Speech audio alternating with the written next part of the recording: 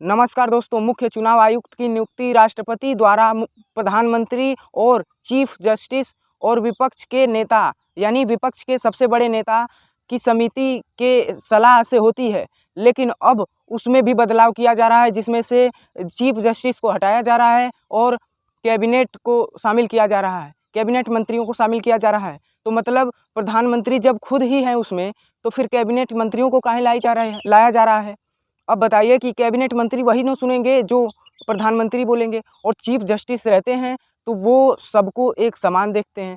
तो वो जो फैसला लेते हैं वो कभी भी इधर उधर का नहीं रहता है। वो जो फैसला लेते हैं देश के लिए लेते हैं और सच्चाई पे अडिग होकर लेते हैं। तो जब ऐसा होता है तो फिर उसमें कैबिनेट को काहे लाया जा रहा है।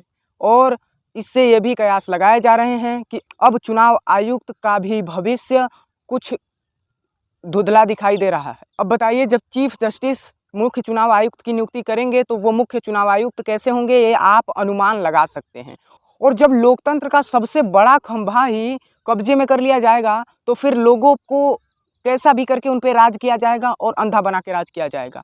अरे लोकतंत्र का यही ना मतलब होता है कि लोगों के लिए लोगों के द्वारा शासन। मतलब लोकतंत्र में जनता अपने नेताओं, अपने प्रतिनिधियों का चुनाव करती है, लेकिन जब जिस प्रक्रिया से जनता चुनाव करती है उस प्रक्रिया को कराने वाला ही अगर सही नहीं बचेगा तो फिर जनता कैसे अपना काम कर सकती है। जनता कैसे वोट देगी, तो कैसे विश्वास करेगी कि हमारी जो मत हमने दिया है वो सही जगह पे पहुंच जाएगा।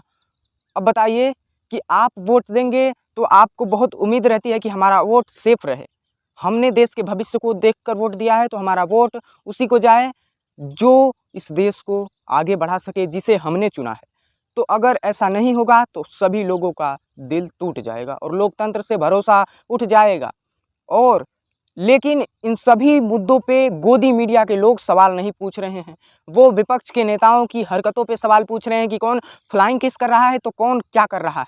और सत्ता पक्ष के खिलाफ एक भी सवाल नहीं पूछ रहे हैं, सत्ता पक्ष से एक भी सवाल नहीं पूछ रहे हैं। प्रधानमंत्री 2-2 घंटे बोलते हैं, लेकिन मणिपुर पे स्पष्ट तरीके से कुछ नहीं बोलते हैं। वो मणिपुर पे उठाए गए सवालों का जवाब नहीं देते हैं, केवल विपक्ष पे निशाना साधते हैं। बाहर की रैलियों में भी साधते हैं और अंदर सदन में भी विपक्ष के मजे लेते हैं, खिल्लियाँ उड़ाते हैं। अब बताइए कि एक जिम्मेदार व्यक्ति को, जिसके देश में ऐसा हो रहा है, महिलाओं को नग्न करा के परेड कराई जा रही है, उसके लिए वो संवेदनशील मुद्दा नहीं है।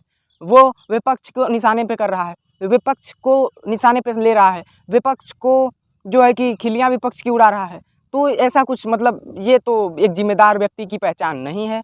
और गोदी मीडिया इन सभी चीज़ों पे सवाल नहीं पूछ रहा है, वो केवल विपक्ष के लोगों को टारगेट कर रहा है। और आपको पता ही है कैसे विपक्ष के नेताओं को सवाल पूछने पे सस्पेंड किया जा रहा है। और ये कदम जो उठाया जा रहा है, ये कहीं ना कहीं लोकतंत्र के लिए खतरा बन सकता है। और आप लोग गोदी मीडिया को देखना बंद कीजिए और सच में मेरा साथी बनिए। चैनल को सब्सक्राइब करिए। वैसे मुख्य चुनाव आयुक्त की चयन प्रक्रिया में जो बदलाव होने वाला है या बदलाव होने के कयास लगाए जा रहे हैं, उस पर आप क्या सोचते हैं, हमें कमेंट में अपनी प्रतिक्रिया जरूर दीजिएगा। जय हिंद।